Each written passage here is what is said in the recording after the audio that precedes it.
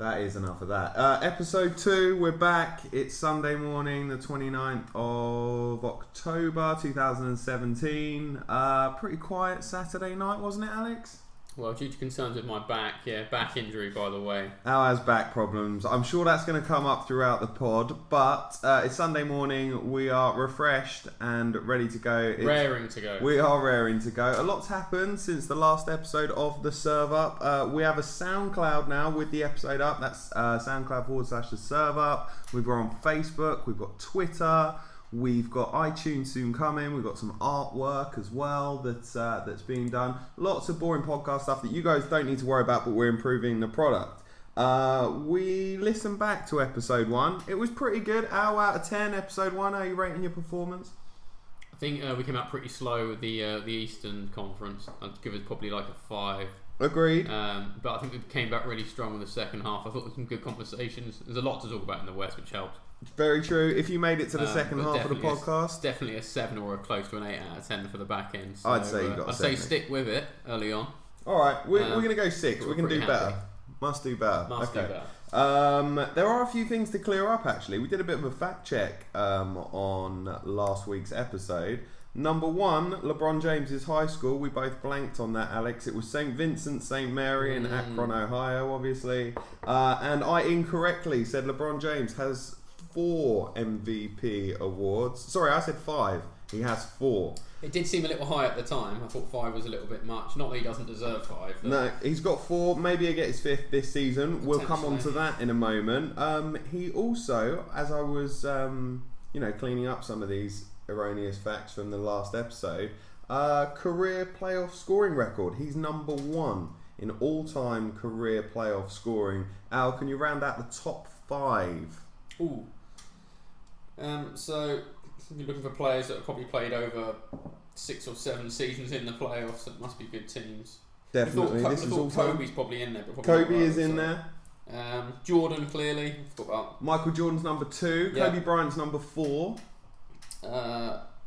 Kareem's probably in there with all those Lakers series. He is indeed. He's 3rd. So LeBron James got 6,000 odd. Then it's 5'9" from Jordan. Kareem's got 5'7". You've also got Kobe Bryant at 5'6". Can you get the 5th player in the all-time career playoff scoring leaders? Someone that's played a lot of series consecutively. Probably someone like Tim Duncan, maybe? He's 6th. Oh, sorry. I'm going to tell you, it's Shaq. It was Shaquille O'Neal. Okay. Big Shaq should always get a shout out. Another thing we didn't get to do, while we're correcting things from episode 1 of the server, our pilot, we also didn't get to predicting our NBA Player Awards. That was my fault, completely forgot. We did write these down though, didn't we, a couple of weeks ago? We wrote these down again the same time we did our team predictions for the year, for our records. So who should we start with, MVP? Let's start with MVP. Looking back at my list already, even though we're only 2 weeks into the season, I've probably changed between 3/4 or maybe all of the list I've got. So it's going to be interesting to see what we come out with. And your MVP is? It was Kawhi, who is yet to play this season. So that's still I think that's still open to debate. Some strong starts from quite a lot of players. Giannis obviously has been tearing the league apart for the first 4 games. DeMarcus Cousins, we like Boogie. DeMarcus Cousins looking strong. Big win last night against the Cavs, which we'll come on to. So you've gone Kawhi for your MVP. I have. Guess who I've gone? I think you've gone Kawhi. I have gone Kawhi. He's my favourite player in the league. As we've got 2 Kawhis for MVP. Go Spurs, go. Defensive Player of the Year, Alex. So I thought this was a straight toss-up between Draymond Green and Rudy Gobert, and I went for Draymond Green. And I went for Rudy Gobert. No surprises there. I'd say, Joe, yours is probably looking a bit stronger at the moment with the Warriors. What do they call him? The Stifle Tower. The Stifle Tower. Okay. And has Draymond Green got a nickname? That's a good point, actually. I don't think he does. I think it's just Draymond. I think he's like Money23 Green or something on Instagram. That's not a nickname. No. I think it's just, he's one of those players that's just known by a single name. You get a few of them. I just think there's some others, actually. He is the only Draymond in the league, though, isn't he? Yeah. Are there any other players that you know of that have got like a single name nickname that are known by like their first name? I suppose Kobe's an obvious one. Yeah, Kobe, but then he's got Vino, Black Man. Yeah, but everyone just says Kobe. Yeah, it's true. He's one of those. He's one of those single name, never have a real sort of nickname player, I think. And I think Draymond suits Maybe him. we'll work on that. Okay. Most improved. See, most improved, I got on the Denver bandwagon. with everyone else. I went for Gary Harris as most improved. Good love scorer Gary last year. I do Harris. love Gary Harris, although he's been quite slow at the traps, just like that Denver team. I don't know what all the fuss is about, but I've been proved wrong before. I've gone Miles Turner. Which is a great pick. Yeah, I want to see big strides from him this season. I think we will. I think problem is he had a good season last year. Talk about. Yeah, it's true. So looking for that improvement, looking for that massive improvement is going to be quite tricky. Is there, if it was just done on the first 5-6 games that we've seen so far, who would you give most improved this year? That's a tough one, isn't it? It is a tough one. But do you know who it would be? Go on. It would probably be Aaron Gordon. Nice. The Orlando Magic. Yeah, that's a great pick. Who's had some real nice games already this season, a plus of 40 and 10 game, and really was inconsistent with scoring last year. So someone like Aaron Gordon. Nice. The top of the East, Orlando Magic. Do you know what?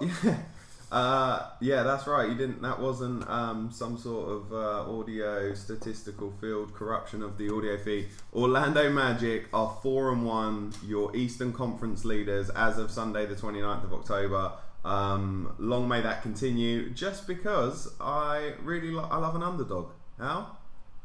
Agreed. Do you resent their success? Not at all. I'd like to refer back to the first podcast we did from the East. I did at least a 25-second segment on Orlando and why they might be slightly better than people thought. You did. But this has even surprised me, and it's just broken up the top of the East nicely. It has.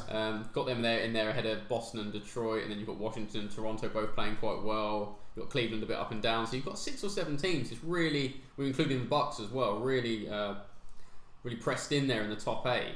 I'm loving it. Are they this season's? Below them. Are they this season's Leicester? They could be. It could be a Leicester City of the NBA, although they need to go a considerable distance to probably match that. But it's looking really mixed up at the top of the East. It was actually quite exciting for people. Yeah. You've got teams even as low as Charlotte and Indiana down in 9th and 10th, and even Philly at 2 and 4, who are 12th, who've had a really horrendous start in terms of who they've had to play. But they're still just a couple of games off the top spot, so it's nicely mixed up. It's been a good season so far, hasn't it? It has. It's good in terms of competitiveness. It feels like there's a new story every single day, and we might need to shift this pod to daily if it gets that way. Yeah, and demand allows. So please do keep listening. But we'll talk about the East and the West a bit further on. Okay. Let's get. I've gone off tangent. I would no. It's really good. I would probably go with Kelly Oubre. Would be my most improved. I've got him in my fantasy squad. More on that later. But yeah, he seems to be having an absolute stormer. And last year, again, he was quite good towards the back end, so that might hurt him. But we'll see. So, we've covered MVP. I had Kawhi, you had Kawhi. Defensive Player of the Year, I've gone the Stifle Tower. You went with Draymond, no nickname Green. Most Improved, I had Miles Turner. You had Gary Harris. And your 6th Man of the Year for the 2017-18 season. Well, I originally picked Iggy, because I thought this was going to be one of those hospital sort of like he deserves it because he hasn't wanted to happen in a while sort of awards. Yeah. So that he wasn't a 6th man. But there's a few people scoring off the bench out there. And I'm worried Iggy's minutes are going to be down. Give us some names. This year. I've been quite impressed with a few different teams. Well, I've gone Dion Waiters if it helps, but he's actually been underwhelming. Very underwhelming. Strong benches are hard to come by at the moment in the NBA. It seems there's got to be a Spur out there, isn't there? He's doing you'd think that someone out there. My Deontay Murray, up and down here, but he's starting. But when Kawhi comes back.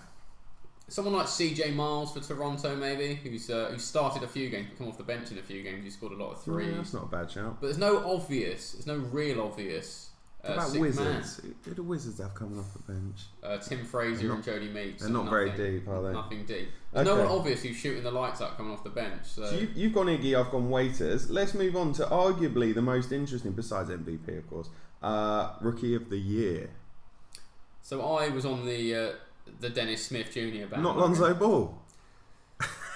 I want to talk about Lonzo Ball as little as possible on this podcast, if need be. I'm not sold on Lonzo Ball. But this was 2 weeks ago, so who was your Rookie of the Year? So it was Dennis Smith Jr. 2 weeks ago. He's get plenty of minutes for that Mavs team, and he's been okay. I think he's been really solid. He's been solid. I think maybe we all jumped a little bit too high when he thought he was going to come out and put up 25-point games, but the team he's playing for is bad. And he's making highlight reels. And he's getting highlight reel plays. And he's making some assists, he's getting a few points, but he's not quite as explosive as in terms of the points scoring, I think, as people had hoped. But it's difficult on that team. Guess who I went?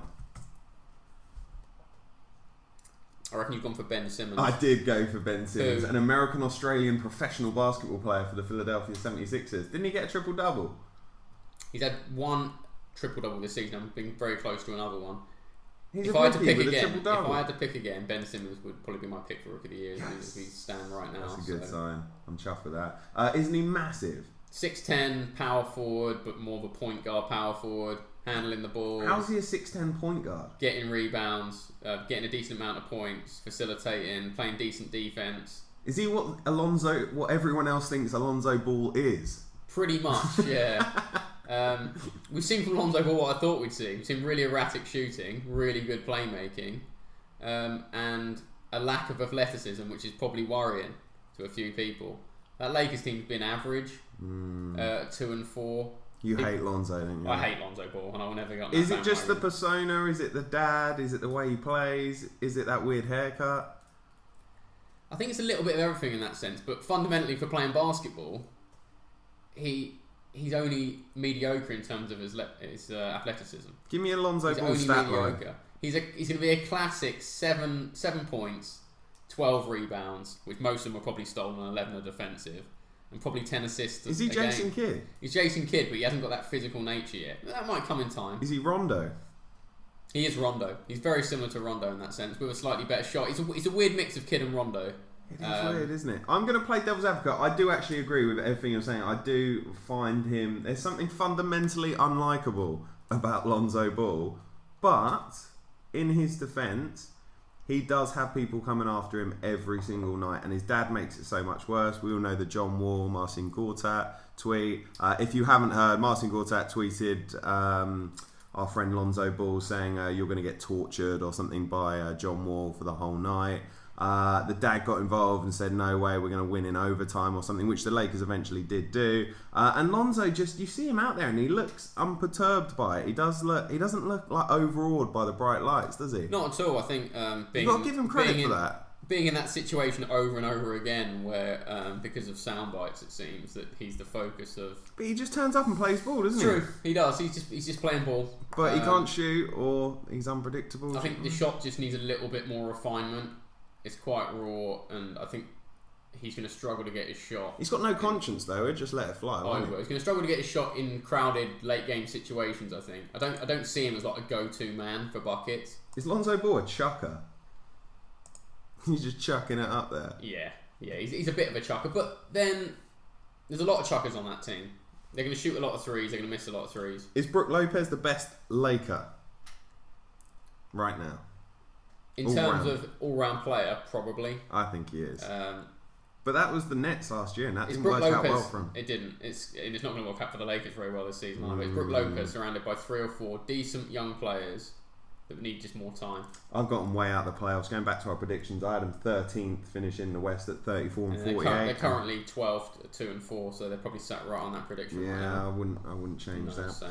Okay, let's talk about weekly notables because a lot's happened since our last pod, which we recorded on Tuesday. Our last undefeated NBA team, the unlikely LA Clippers, they lost last night. So we've got no more unbeaten teams. It was a 95-87 dismantling by the Detroit Pistons, who are a constant Frisky source. Detroit. Yeah, they're a constant source of frustration because Drummond could be an absolute beast, but for whatever reason, his individual success never turns into team success. But he's so young. I'm sure he's only sort of like 24. He's like an AD. Feels like they've been around for ages. I think there's still promise for Drummond. His free throw shooting looks so much better. His percentages are up. He's up to just below 80% for shooting free throws this season, up from a awful like 43 or 44% last season. So he seems to be playable again, which is good. And Tobias Harris for Detroit just seems to have taken that jump to their go-to man. He's averaging like 23, 24 points a game. How have they beat the Clippers? I think it was just one of those games where the Clippers won quite a lot of close ones. They had a couple of nice, easy games to start with, but it was just one of those games where Detroit got off early to a good start. Clippers didn't get consistent scoring really from anyone during the game. I think Austin Rivers was like 20 points a game, top scorer for them. It's a slight down night for them. But Detroit again solid. Tobias Harris has given them decent points. What about your man Blake Griffin? It was a down night for Blake, unfortunately, slightly. He had 19 and 11. And when you're classing that as a down They night, need more than that. This is the problem. You've got high expectations. They're 5-1. Blake's going to need to probably average 24, 25 points a game because they don't really have another go-to scorer. DeAndre Jordan's only going to get you 10, 11 points a game. They've lost Teodosic to injury, which is bad for them because he's going to shoot them a lot of threes. They've only got Pat Beverly really in the backcourt with Austin Rivers. I mean, Austin Rivers came up with the 20 points, but again, with injuries, this Clippers team could be that 5th, 6th, 7th seed we talked about, and not what they're showing right now as this, 4-2 / 2nd, 3rd seed. I don't know. Clippers have been amazing, haven't they? They've been good, really good offensively and defensively in equal measure, to be honest. But they played easy teams, and we did say this in the first game. Yeah. They played a lot of easy teams. It's a good point. That 4-2 record could easily be a 3-3. Feels like they've really laid an egg here, But though. They could be 5-0 and then not, and it was at home against the Pistons. Pistons are 4-2 and will surprise a few teams with the fact they've just got decent veteran players. I think Clippers are going to lament that. That should have been 5-0 at home against a shady Detroit. But as you said, they've got a few. You look at the Detroit roster now. You've got Tobias Harris, who's averaging like 24 a game. You've got Drummond, who's been perkier this season, and you've got a backcourt of Reggie Jackson and the man from Boston, who I've used, his name escapes me right now, Avery Bradley, who came across in that trade last season. So they've got some solid players, and if Clippers weren't on song last night, it looks like they weren't. And I can see how they can get beat. Okay. How does Simmons feel about Avery Bradley? I can't remember. He's a Celtics owner, wasn't he? Bill Simmons, that is. I think it was a shame that the Celtics had to give him up, and it's a shame they couldn't have reworked it another way. They could keep him. Feels like he's solid. Very solid player, good defensively. Okay. And Detroit, I don't mind this season. I think they'll be okay. Okay, well, no weekly recap is complete without talking about Boogie, aka DeMarcus Cousins. There's someone who does have a nickname and likes it used. He's been doing phenomenal things. What did he have? 41, 23, and 6 or something? Yep, that's right. He has had some huge numbers. AD was out. It was just DeMarcus. And the thing is, he's put up these numbers before in losing efforts, but they actually won that one, didn't they? Take me through what the Pelicans are doing at the moment. The Pelicans have looked pretty strong so far. People will be doubting them. They're 7th in the West, 3-3. Really big win last night against the Cavs, which I'll come on to in a second.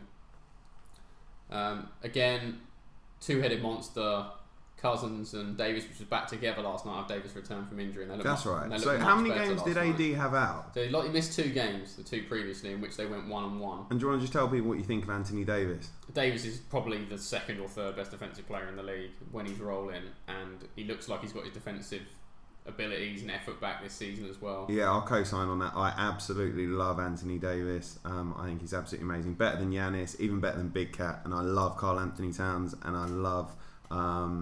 basically, I'm so high on Anthony Davis, you'd not believe, but he's had a couple of just a bit dodgy seasons. It feels like his best season was like 15, 16. He has yet to have a decent team put around him. And this is, oddly enough, even though this team's really unbalanced with just the big forwards and not that many good guards, what it looks like, it's probably the best team he's played with, because some of those previous Pelicans teams were so mediocre. The Tyreek Evans, injured Eric Gordon, and injured Ryan Anderson teams were just terrible. He's never really played with a consistent bunch of players. But he's got Drew Holiday now, who had a really good game last night against the Cavs. He did 12 of 17, 4 of 6 on threes. You've got Cousins, who's on fire, and you've got Davis himself. And Jameer Nelson's just been a great pickup for them off the waiver wire. No one wanted him. He's coming in playing 25 minutes a game off the bench. They've got Rondo to come back. Each-one Moore's been shooting the free really well, and they had a big win against the Cavs last night. They taught LeBron a lesson, didn't they? Did. Oh my god! I caught the first half of the game. It was on quite late, and the Pelicans were in layup drills for most of the first half. Lots of good passing, really moved the ball really well, but probably had between 10 to 15 layups. You can't give Boogie and Anthony Davis layups. And they scorched the Cavs in the first half. And that's against the 3-time NBA consecutive finalists. LeBron looked a bit sluggish, but it was really Tristan Thompson and Kevin Love just got absolutely murdered by Davis and Cousins last night. Absolutely murdered. That's a big win for them, isn't it? Really big win. And they got contributions, from the guard spots as well, which they haven't been getting. Is this it? Is this the start of DeMarcus Cousins and Anthony Davis working, like that model of basketball working again? I think we need to see a few more games because you can't tell how well those guard units are going to complement them. If those guard units score points during the games, then they're fine. Okay. But they seem which to be they did, didn't which they? they did last night. So you got... And that's Dante Cunningham, Drew Holiday, Etwan Moore. Yeah, you got good points from all of them last night, to the point where it was got good contributions at least. But can they do that every night? And the nights they don't do it, they just can't get over that offensive hump. It seems. I mean, they're playing quite well in terms of offensively at the moment. They're 8th in points per game. Okay. Which is really good. And their defense is actually, it was abomination last year. They were about 28th or 29th out of the 30 teams. They're up to 20th. So they're still bad defensively, but they're not bad defensively anymore. And that just slight uptick in defensive ability, or just keeping the teams down, keeping them down to 107.7 at the moment. They can get that down to maybe 105. You've got a team that's got a real shot at the playoffs probably. I agree. I want to build on this because the Pelicans' recent success and the surprising results we've seen so far in the NBA because it hasn't been a predictable first 5-6 games. Are we seeing a shift back to the importance of guys like AD, guys like Boogie, low post, paint crushing, rebound machine big mans, or at least having a presence in the middle? Or am I getting way ahead of myself and the much documented shift to 3-point, space in the floor, shooting threes, efficient shots from point wise, is that more what we're seeing? Is this a blip basically, or are we seeing a shift out? You're getting way ahead of yourself. 3-point shooting's up again this season. It's only by a slight hair from last season for most teams. So I think per possession, I think 3-point shooting's up like about another % this year than it was last year. But what you are seeing is teams trying to surround like an all-encompassing big man who's just stellar at everything with 4 3-point shooters. That's what you're trying to see, and you're seeing more teams trying to do that. So the relevance of the big man is back in a way, because that big man needs to be so good. That's what I'm saying. He can no longer just be a stiff. Yes. He needs to now be able to have some range, rebound, play D. Exactly. Pass. Now, hold on. And a lot of these big men are now facilitators as well. Yeah. They're now like the key passing cog, because a lot of these point guards that can't shoot the free are struggling to get minutes. Because it's easier just to have 4 combo guards that can shoot. Yeah.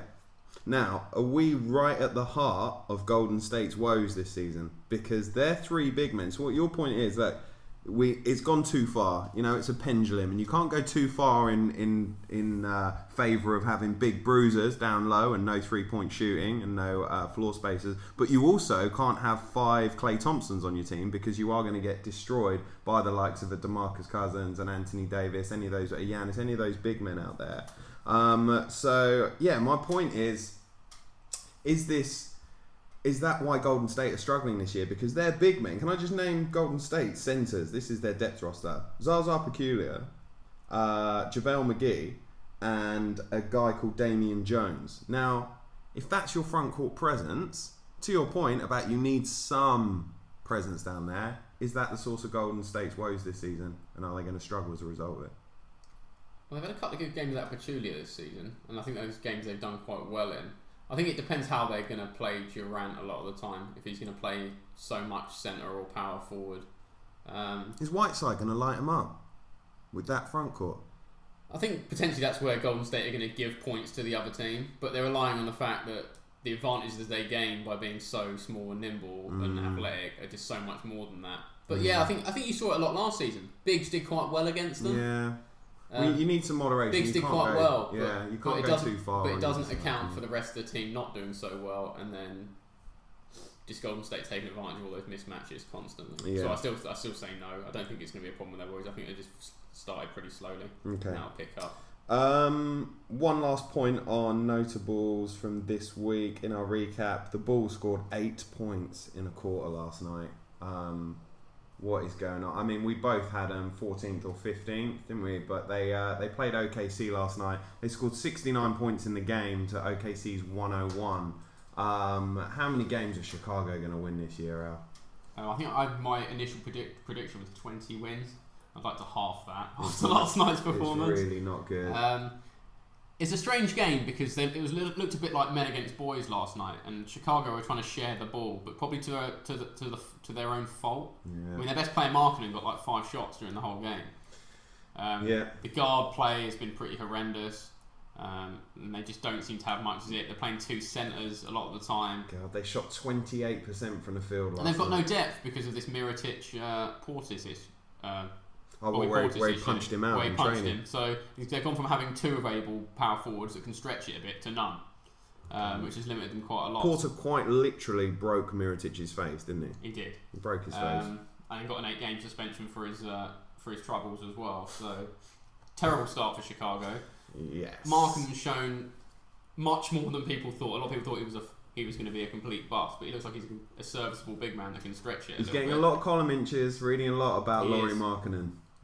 Good luck to him. Good luck to him, but that could very much be the fact there is nothing else on that team. If there's nothing else on that team, you might as well give him more than 5 shots. Didn't Tyreek have a year like that on the Kings, where he averaged 25 and 5 or something? 25 and 5, he was one of the first rookies to average that. Was that Kings, wasn't it? That was like 11, 12, something like that. But again, because there was nothing else on that team. We'll fact check that one next week if there's anything erroneous there. Right, we've got a new segment, and if we were more prepared, this would have its own kind of jingles or pew, pew, pew noises, but we don't. So I am just going to recap this segment. It's called Name That NBA Player. I'm going to give Alex a series of clues, and he has to name that NBA player. Could be dead, living, active, non-active, retired. It could be anyone. But join in at home. Remember, you can get us at the serveup@gmail if you've got any questions or anyone that you particularly want to nominate for this segment. And then grab us on Twitter and Facebook as well. Okay, you ready for this, Alex? Ready as I'll ever be. Let's go. Right, okay. The first player I would like you to name was drafted 8th in the 2003 NBA draft. It was a famous draft because it contained LeBron James. I think that's the LeBron, Carmelo, Dwayne Wade draft. That was the correct one. So it was Milwaukee Bucks and he was drafted 8th. Any ideas so far? Or would you like the next clue? I think I need another clue. Okay, he played for 9 years at point guard in the NBA. The 8th pick of the 2003 NBA draft. Selected by the Milwaukee Bucks and had a 9-year career. More stats? More clues, sorry? More okay. clues required. He went to college in Texas. I know you follow your NCAA. Not necessarily this far back. Okay, I've deliberately made it difficult. Any ideas? No ideas so far. He shares a surname with a popular automobile manufacturer. I don't know why I wrote automobile, that's ridiculous. Could it be an American manufacturer? It might be. No extra clues, I'm afraid. We've got to stick here. Do you want another clue or are you ready to take a guess? I've got a guess. Who's your guess? I'm thinking TJ Ford. It is TJ Ford. Ding, ding, ding, ding, ding. I'll get a bell for next one. I was totally lost, by the way, before we got to the car manufacturer. Yeah, I'd forgotten that he got drafted. Do you know what? I should have pushed that to the end because I was going to say he played for Bucks, Raptors, Pacers, and most recently the Spurs. I always remember TJ Ford on the Raptors. Yeah, I think everyone always forgets that he played for the Bucks. And I was going to say his career was cut short by injury, but he was an above the rim player for 5'11" inches. He was until his knees gave way. He was fast as well, Very wasn't he? fast. Shout out to TJ Ford and well done to you at home if you got it. Next one. Go. Are you ready? Yep. I'm rolling now.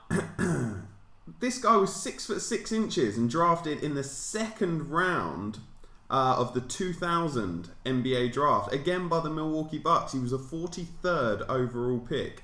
So 6'6", 43rd pick, 2000 draft, again by the Bucks. Any ideas? No idea. Okay. He was part of the 2008 Olympic team in Beijing when they went unbeaten to the gold. 2008 Olympic team. So you know now he's going to be a high caliber player. Yeah, that was the LeBron, Wade. Yeah, Kobe. this guy wasn't riding. Well, he was riding the pine at the Olympics, but not on his own team. Okay, he played for the Bucks, and he had a short 2011-12 stint in Phoenix. So the vast majority of his career was at the Bucks. Then he went to Phoenix. He was a one-time NBA All-Star in 2004. He was an Ohio State product. 6'6" inches. I have no idea. Played on the Olympics. This is tough. I'm proud of this because I didn't want to make him too easy. I'm trying to think who. Okay, you'll like this one. He's held the record for the most three-pointers in a quarter with 8 against Houston in 2002. So we're talking a high-volume three-point shooter for the Milwaukee Bucks. I didn't know he was on the Olympic team. He was on the Olympic team. Michael Redd. It was Michael Redd. I had no idea he was on the Olympic team. So, for a bonus point... It's a real shame, actually, just on the side note, that knee injury derailed him so much. He was great, wasn't he? He was in the midst of like a 30-point game scoring season when that knee injury hit him. He was never really the same player afterwards. Big Michael Redd fans here. Okay, for a bonus point, someone broke that record by Michael Redd, those 8 threes in a quarter, which he did against Houston in 2002. Name that player. It's got to be Klay Thompson. It was Klay Thompson. Thompson. He had 52 over the Kings during that insane period of basketball in Jan 2015. I'm not sure that Klay Thompson record will ever be beaten. That was 37 in a quarter. Do you know who that was for another bonus point? Who did Klay Thompson get his record against? Have a guess. What team were they playing against? Who were they playing against? Jan 2015. He got 37 in a quarter. 52 I like to say the game. Clippers, but I don't think it was. It wasn't. It was the Kings. It was the hapless Kings. Same state. Right. You have got 2 out of 2. Jesus, this is a good performance. Okay, you ready for the third one? Yeah, go for it. This player is an active NBA player, 6'10" centre, and he's in the league right now. He was drafted in 2004, 15th pick by the Boston Celtics. He's currently in year 2 of a 3-year, $30 million deal. He's played for 5 teams and he now plays with the Pacers.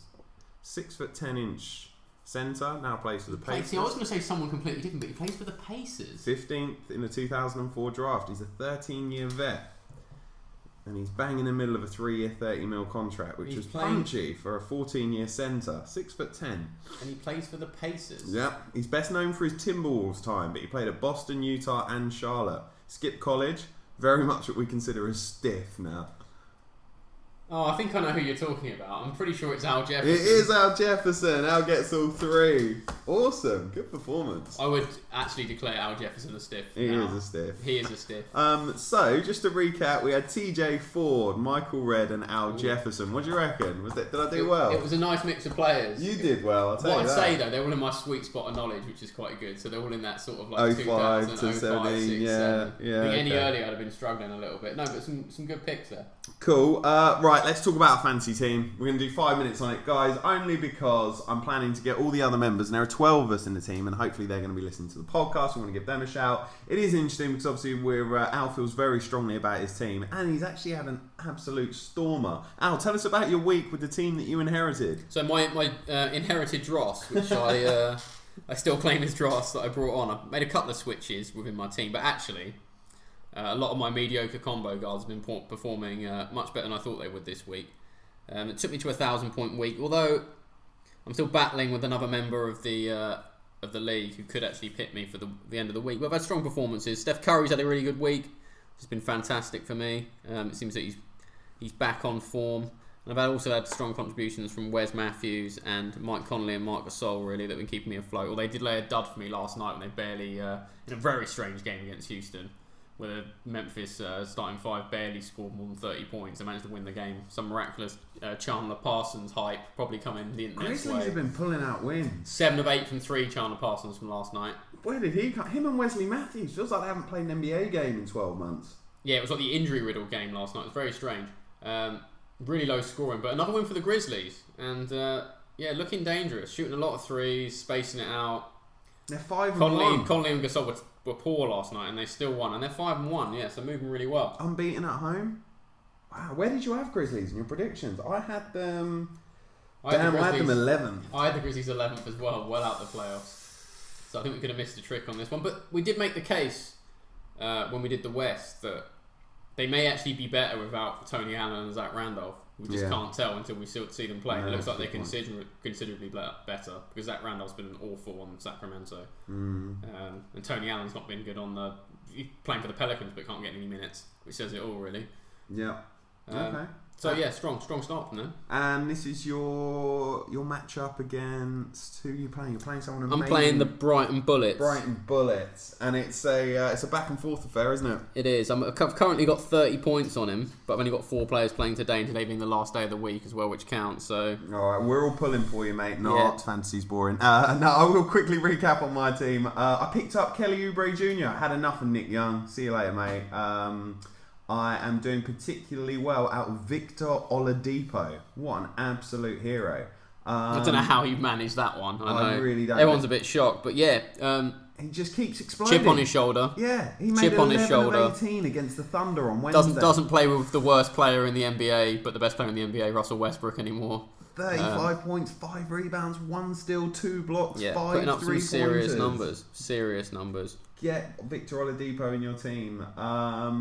That's pretty much it on the fantasy side. Kyle Kuzma's doing pretty well. That was a nice pickup that you helped me get, wasn't it, Al, during that ill-fated draft? It was. I think he was the suggested 615th pick. And we took him in the last round, so it's an absolute steal. He was a sleeper, wasn't he? He was. On one other side note, I did manage to pick up Enes Kanter, who I believe is going to score quite a few points for New York over the next few months because they really don't have anyone else. And I managed to dodge or get rid of Taj Gibson, who was just getting minimal touches on that OKC team, which is understandable. No, that's a substantiated pickup. You're defending it well. Good luck to you. Me and you match up next week, don't we? So there'll be a lot more fantasy league chat. Yeah, I think we might even do a fantasy sort of section next week. Me and Joe going head to head. Let's really break them down. Okay, so all that to look forward to. Right, for anyone who's made it this far, we'll come to the end of the pod now. Here's a segment I haven't told Al about, because obviously we're the hosts, and my name's Joe. We've got Alex as well. We haven't said much about ourselves, so we're going to do a little segment here, and that's about it. But it's always really hard, I thought, Al, to describe your own interests and what you're about. So I'm going to do yours, and then you're going to have to do mine completely unprepared. So, about Alex. Al's 31, works for a well-known transport firm. He's got a degree in history and politics. He's annoyingly good at anything which requires techers or technique. Looks after himself. You're in good shape, aren't you, Al? Well, back spasm issues aside. Apart from the back problems, it's all looking sweet. Yeah. Football is his other passion. Al plays for a team in Parsons Green. He's a long-suffering Crystal Palace fan. He can talk Premiership football for anyone who's interested in all that. Maybe you can set your own pod up. If this goes well, I think my side pod has been sorted already. You love a podcast, don't you? I you do. love a Bill Simmons, The Ringer. What else do you listen to? Who are your other guys? Big shout out to David Locke and the Locked On podcast in general. They do about There you go. They do about 15, 16 different individual team podcasts, NFL podcasts if you're listening. If you're interested in that as well. Zach Lowe, the Low Post. Yeah, Low Post. We like Tate good. Fraser. Shout out to Tate Fraser. Just to anyone really that's talking basketball out there. Okay. Interest, he's a bit of a guitar rock dude, but I have spent the last 12 years forcing old school hip hop and more recently mumble rap and Atlanta trap music, which you love, don't you, Alex? Skirt. If I didn't have to hear that ever again, I would be so happy. Alright, that's me done. Al, say a few words about me. What industry I'm in? What sort of stuff do I like? Don't mention the gambling. Okay, Joe's a gambler, likes a bit of poker. I do like a pun, and I like playing poker. Likes a little bit of poker online, but that's understandable. We all do. He works for a very well-known media firm. Well into his hip-hop, as he mentioned before. And more recently his Atlanta trap, which is driving me absolutely nuts half the time. But I'm sure it's just a phase. I'm hoping it's just a phase in rap music, full stop. Loves his basketball, as you know, and then anything like into his creative side. And hence his drive to set this podcast up in the first place. Which is going well, isn't it, Al? I think it's going quite well. We're going to do 100 episodes. This is number 2, but we're going to make it to the century. Easily. That's really my target. Let's make it the way the NBA season's going at the moment, I think once we've got our lineup sorted, I think every couple of days we'll have a decent amount of news. And the most important thing is it's fun, isn't it? If this starts feeling like work, I mean, other than getting set up, I think it's like, buying a house, all the admins at first and then it all settles down after a while. So once we get through this stage, but it's been fun, and as long as this continues to be fun, we'll keep making episodes of the Serve Up. Right, that'll do. As again, keep listening, please. Thanks for coming. We're going to keep making it better. We are now over and out.